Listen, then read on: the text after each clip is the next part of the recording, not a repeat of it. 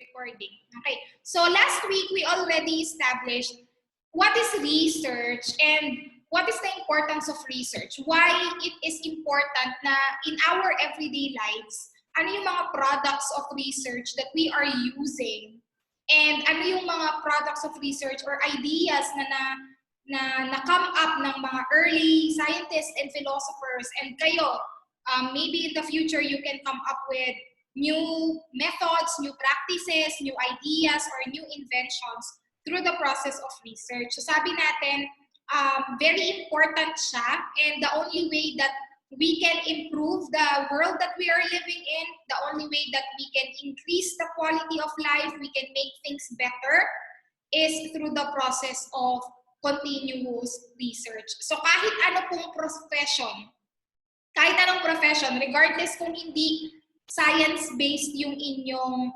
magiging target career in the future, kung gusto nyo maging engineer, kung gusto nyo maging teacher, accountant, business people, kung gusto ninyong mag-architect, lahat yung mga yon ay gumagawa po ng research. Kasi there's always something that can be improved on.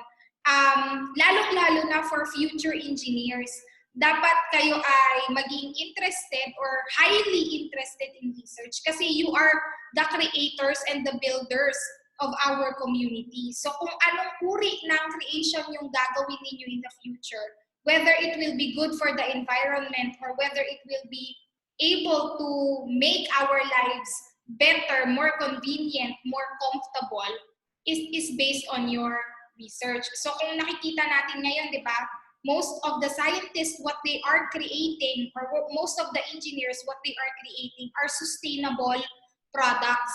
So, nung brinot up yung issue ng global warming and climate change, nung una walang masyadong naniniwala, pero unti-unti nating nararamdaman yung effects ng climate change.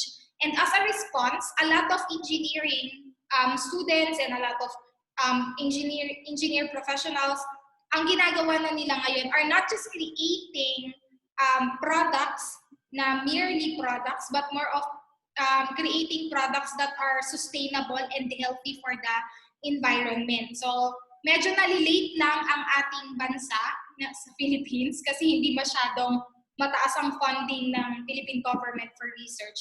Pero in other countries, very well observe yung kanilang dedication to be more sustainable. So lahat sa kanila, from the very layout of the city to the materials that are used in buildings, in Asian countries at saka ayan, some European countries, very popular sa kanila yung mga Tesla kind of cars, yung mga hybrid cars na tinatawag nila, na hindi na siya primarily dependent on diesel at saka gasoline. Ang ginagamit na nila is either electric, yung LPG, or yung liquefied petroleum gas. Medyo mas healthier version siya compared dun sa ginagamit nating diesel.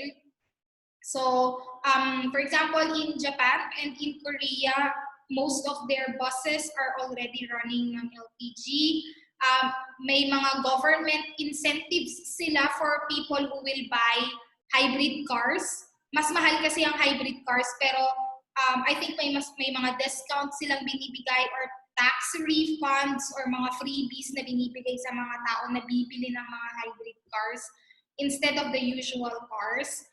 Dito sa Philippines, medyo nakikita ko na rin naman na yung trend, lalo ngayong pandemic. Medyo sikat yung motorcycle sa atin ngayon. Tapos meron ng mga companies or may mga people na merong tinatawag nilang e-scooter or electronic scooter. So para siyang motorcycle but more of electrically powered. So hindi na siya ganon ka-devastating when it comes to the effect in the environment. In other countries, even yung pintura nila na ginagamit for buildings are very sustainable. Hindi na toxic yung mga chemicals na ginagamit nila. So they are already creating yung tinatawag nilang green buildings. So kaya siya tinatawag na green buildings because they are healthier for the environment. So through the process of research, you can come up with procedures and new ideas and new products na is not just convenient but is actually sustainable and healthy for everyone. Kasi nga, kapag hindi siya sustainable, ibig sabihin, okay lang siya ngayon, pero may mga side effects siya na pwedeng ma-experience ng mga future generations. Okay? So for today, since we already established na importante ang research, for today we are going to identify the different elements or characteristics of a good research. Kasi syempre, at the end of the semester, you have to be able to do your own research. And as early as this week, you will brainstorm and you will search for possible research topics. So when you are identifying or when you are creating your target research topics, ano nga ba yung mga research topics na okay, na pwede ninyong gawin? So yun yung magiging focus ng discussion natin for today. So the essential question that we should be able to answer today is, what are the characteristics of a good research topic? So the characteristics of a good research topic, meron tayong 5, abbreviated with the acronym SMART. So SMART stands for specific, measurable, attainable, relevant, and time-bound. So the discussion will be per element. So we will start with specific. So when we say specific, ibig sabihin nito, you are choosing a topic na hindi malawak yung magiging coverage niya. Okay? Kasi tatandaan natin, very limited yung time na ibibigay sa atin or meron tayo for us to conduct this kind of research. So kapag ang topic natin is very general, very wide yung kanyang magiging coverage, ibig sabihin, it will also take us a long time to actually finish the actual research. So ang suggested or ang pinakamagandang advice is that when you choose a topic, dapat very specific siya. Okay? So, if I'm going to give an example, kunin natin yung idea ni John Paul last week. Ano nga daw ba yung isa sa mga issues na nakikita in the community? So, sabi niya, teenage pregnancy is a current or hanggang ngayon nararanasan natin or nagiging problema siya within our community. Which is tama naman. But the topic of teenage pregnancy is actually very general. Malawak pa siya. How are you going to make it very specific na nakafocus lang siya sa iisang aspect of teenage pregnancy? So for us to do that, sabi niya, you have to answer and consider the 5 W questions, which is who, what, where, when, and why. Okay? And later on, when you start writing your actual research paper, lahat ng 5 W questions na to will actually be answered. You will explain this in your research proposal. Okay? So, isa-isahin muna natin. So, who is involved in this research topic? So, for example, ang target mo ay teenage pregnancy. Sino ang ita-target mo na mga respondents? Okay? Pag teenage pregnancy kasi, pwede pa natin siyang i-classify or i-group, di ba? May subgroups pa siya na pwede mong gawin. For example, yung mga teenage moms na kailangang magtrabaho. Yung mga teenage moms na continuous pa rin yung pag-aaral. Tapos may mga teenage moms na hindi nagtatrabaho, hindi nag-aaral kasi kailangan nilang alagaan yung kanilang anak. So meron tayong pwedeng 3 category or group when it comes to teenage moms. Kung gusto mo, another way of categorizing teenage moms, yung teenage moms na sila yung nag-aalaga at nagpo-provide on their own sa kanilang anak. So pwede nating sabihin single moms, teenage single moms.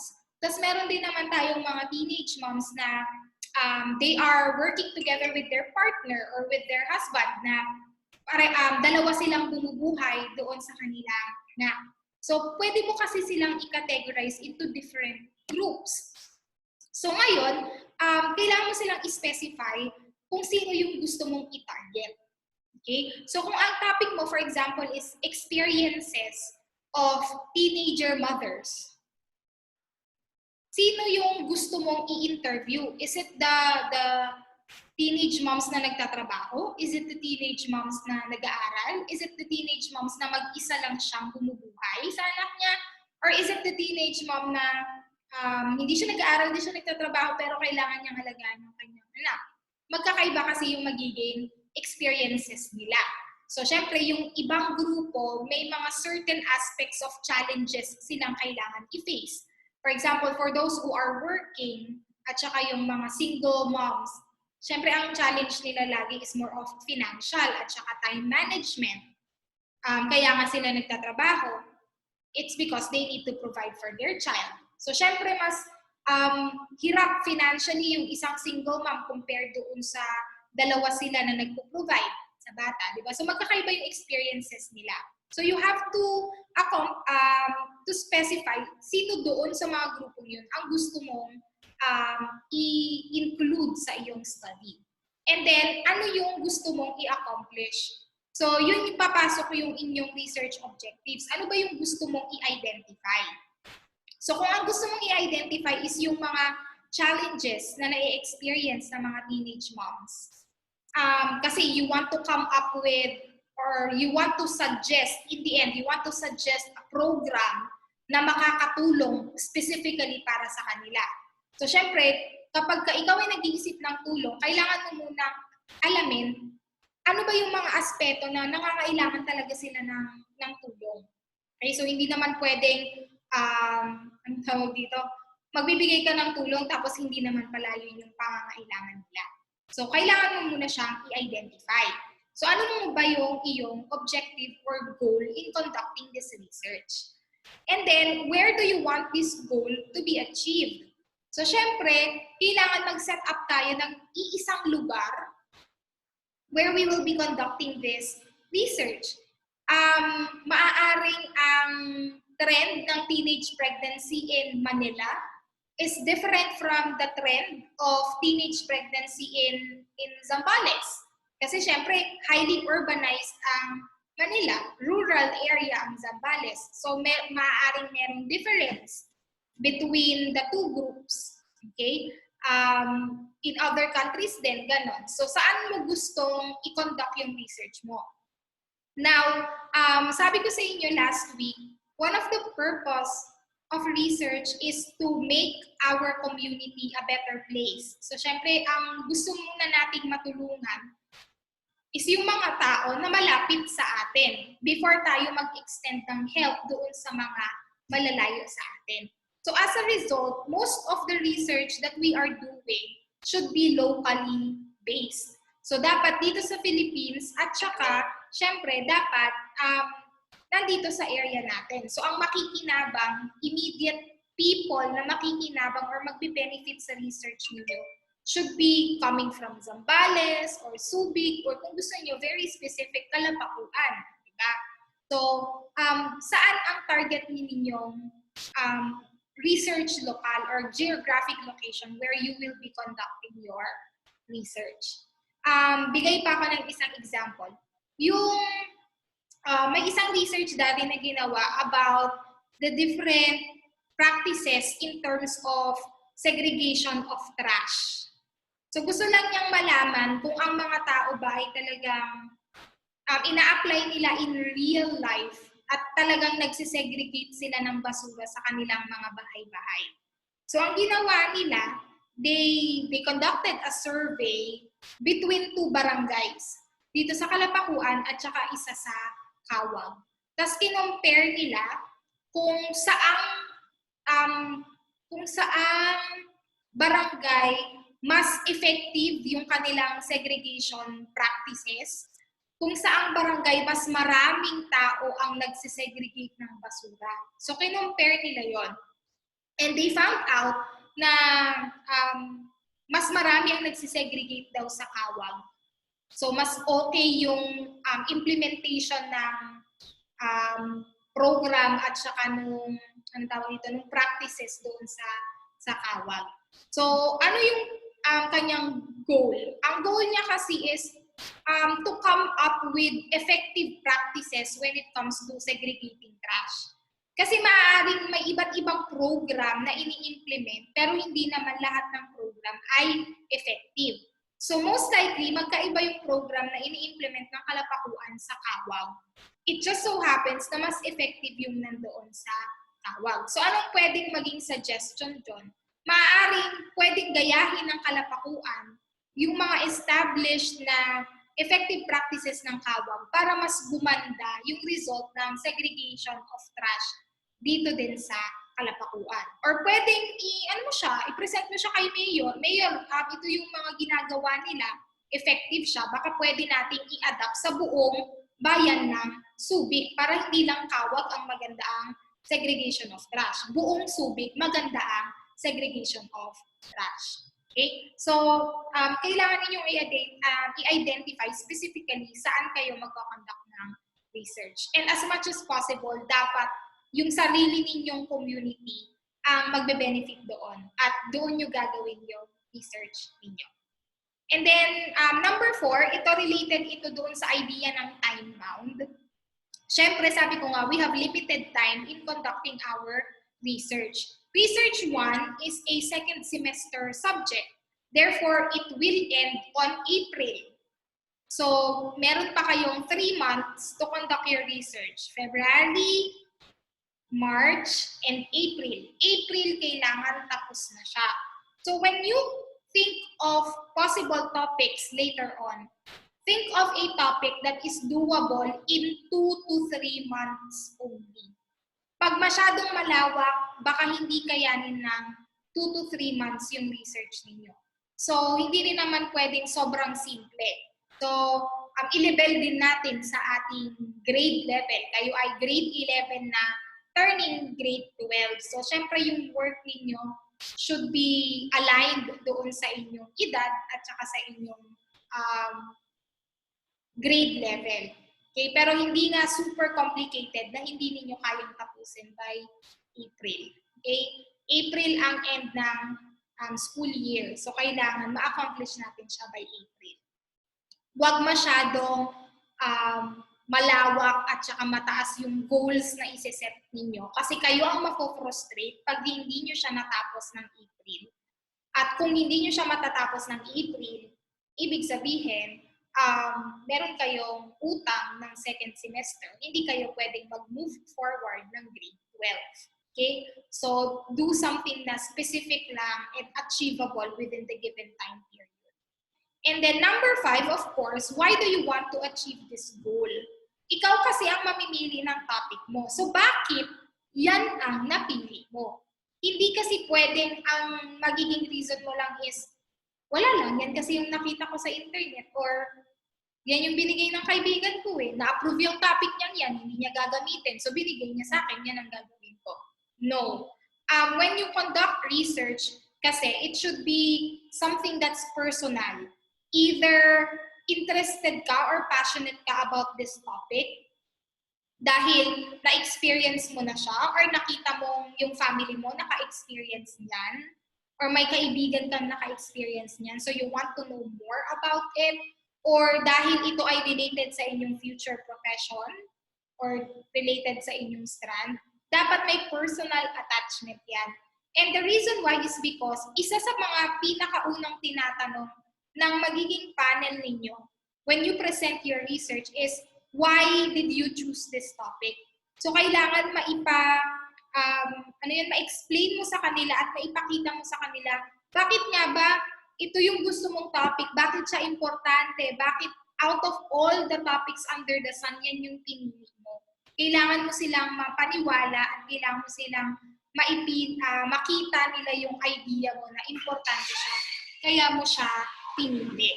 Okay? And sabi ko nga, later on, you will be writing your own research paper and one of the parts of a research paper na gagawin ninyo is yung reason why did you set up these specific objectives and why did you choose this specific topic. Okay? So now let's go to the next element which is measurable. So when we say measurable kasi, you have to come up with a quantifiable or you have to come up with a specific criteria which will tell you if you are able to do positive progress or kung medyo malayo ka pa doon sa tina-target mong progress. So let me give you an example. For example, I'm going to be a businessman. Okay? Meron akong available na pera at gusto ko siyang i-invest sa isang business. Now, ang magiging question ko is, anong business ba ang pwede kong itayo within my community na ma-ensure ko na tatangkilikin siya ng tao? Kasi pagka tinangkilik siya ng tao, ibig sabihin, sure yun, kikita ako. Hindi ako malulugi kasi bibilhin at bibilhin siya ng mga tao. So, I have to come up with a target business proposal. So, paano ko malalaman yun? I can conduct a research. Pwede akong mag-interview dun sa mga taong nakatira within that community. Ano yung mga pwede kong itanong? Ano yung sa tingin mong wala dito in our community na gusto mong magkaroon? For example, in our community, meron na ba kayong Coco Corner? Meron na bang Angde dyan? May Jollibee na ba dyan? May McDo na ba dyan? At pag ako ba ay nagtayo ng McDo, maraming tao ba within my community ang gustong kumain ng McDonald's or baka sila yung mga taong mas loyal kay Jollibee? Kasi kahit wala pang McDo dito sa aking community, kung wala namang masyadong bibili ng McDo, kasi mas gusto nila yung Jollibee, eh bakit pa ako mag-i-invest na magtayo ng McDonald's? Diba? Or pwede akong magtanong, kapag ka ba sa pagkain, gaano kayo kadalas mamili ng pagkain sa labas? Pagka sinabi ng mga tao na, ay, katabi lang namin yung palengke. So, ang usual na ginagawa namin, kami ang nagluluto. Namimili kami ng rekado sa palengke, kami ang nagluluto. So, ibig sabihin, kahit na magtayo ako ng Jollibee doon, hindi naman pala sila madalas bumili. Or, pwede mong tanungin, how much yung average amount na willing kang gastusin para sa pagkain? Pag sila yung mga tao na kuripot at ayaw gumastos ng malaki, huwag kang magtatayo ng mamahaling restaurant kasi hindi nila bibilhin. Pero pag sila yung mga tao na nagsabing willing to spend this amount of money 3 times a week to buy food, yung ready-made na food, kahit hindi fast food, ibig sabihin okay na magtayo ka ng ganong uri ng restaurant within that community. So, pwede kang mag-conduct ng ganong research. Pero magsiset up ka ng criteria. Pagka may nagsabi ba ng 100 people na gusto nilang magkaroon ng Jollibee in that community, is that enough for you to ensure na ikaw ay kikita talaga? For example, ang population within that community ay 1,000. 100 lang yung nagsabi na okay sila sana magkaroon ng Jollibee doon. That's just 10% of the population. So will that be enough? Is that a criteria that will tell you na sige magtayo ka ng Jollibee dyan or hindi? So when you come up with a topic, it should be measurable. And you have to understand na hindi lahat ng bagay ay measurable.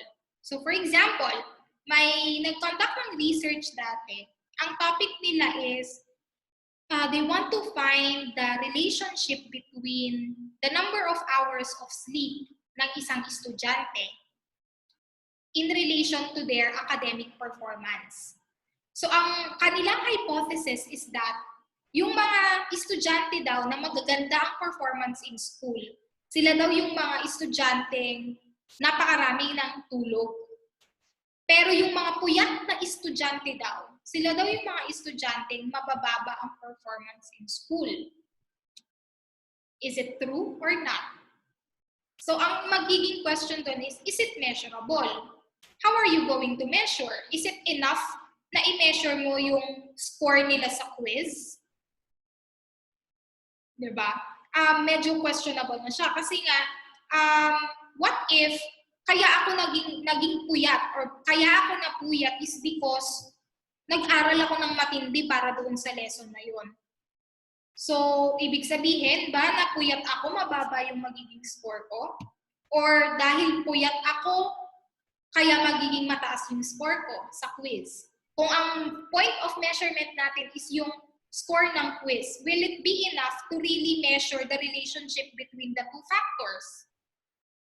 Or for example, ako ay puyat dahil naglaro ako ng ML, nanood ako ng K-drama, or may kachat ako na kung sino, napuyat ako. Is it enough to assure na magiging mababa yung score ko sa quiz? Automatic ba yun? So, hindi siya, kumbaga yung point of measurement natin, which is yung score sa quiz, hindi siya effective. Kaya yung topic na yon, mahirap siyang i-measure. Kasi tatandaan natin na may mga tao who are naturally able to function and be productive and perform well even with little amounts of sleep. Pero may mga tao naman na mataas ang kanilang sleep requirement for them to be able to function well. At the same time, kahit anong puyat ko, kung weakness ko ang math, then hindi magiging effective na measurement yung score ko sa quiz ng math. Kasi hindi yun yung aking, anong tawag dito? Hindi yun yung aking intelligence. Hindi yun yung area of strength ko. Pero pagka, for example, ang area of strength ko ay, AP, history, geography, kahit hindi ako magpuyat, kahit matulog ako maghapon, kung yun talaga yung strength ko, I can get a good score kahit hindi ko siya paghirapan. So, yun yung isang example ng topic na maganda siya, yes, pero ang hirap niyang i-measure. Okay? So, pag ganun yung naging topic na pinili ninyo at mahihirapan kayong i-measure, palitan nyo na lang siya. Kasi mahihirapan kayong i-defend kung bakit yun yung naging conclusions na nag-come up kayo at the end of your research. Kasi questionable yung measurement ninyo. At dito sa idea or element of measurable, papasok yung subject ninyo na statistics and probability. So during the first day of class, I heard from Ms. Zera na isa sa magiging application ng subject ninyo on statistics and probability is the subject research. Kasi yes, when you gather data, especially quantifiable data through surveys or experimentation, we analyze the results based on statistics. So we will be using yung mga concepts na matututunan ninyo kay Ms. Zera, such as yung sampling probability at saka yung different statistical test. Gagamitin nyo yon sa research after you gather your data.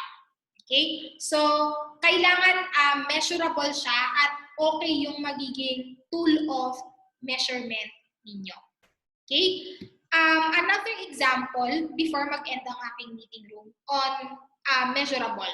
Ito naman ay applicable, let's say for example, sa mga teachers or yung mga future managers. Okay?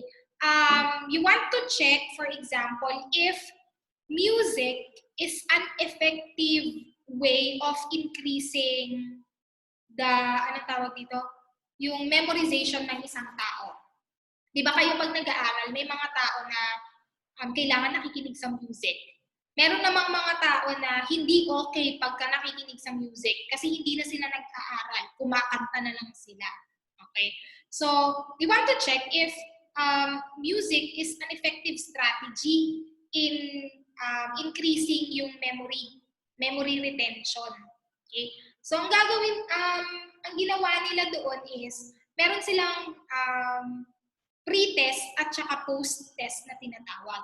During the pre-test, yung mga set of students, pinagsagot nila ng isang type of quiz, parang ganon. Tapos, nirecord nila yung score. And then, after some time, yung same group of students, pinakinig nila ng music while learning a material. Yung una kasi, inaral lang nila yung material without music. But this time, they are listening to music while learning the material. And then they're going to take a post-test. And then they're going to compare, nag-increase ba yung score nila or hindi. So kapag hindi, ibig sabihin, music is not super effective when it comes to increasing memory retention. Pero pag tumaas yung score, ibig sabihin, effective siya. Pag bumaba, ibig sabihin, distracting na yung music. Hindi na siya nakaka-increase ng retention. So in that case, measurable siya. If you don't want pre-test and post-test, ang gagawin mo pwede is isang controlled group tsaka isang experimental group. Yung controlled group, sila yung without music. Yung experimental group, those will be the group na mag-aaral while listening to music. And then you will compare their scores. Sino nga ba ang mas mataas yung average scores doon sa test? Is it the controlled group or is it the experimental group? So in that case, measurable pa rin siya. Okay? But the idea is that your research should be measurable. It should be able to tell you if there's a relationship between the two factors. It should be able to tell you kung meron siyang influence dun sa isa't isa. It should be able to tell you how much progress you are creating.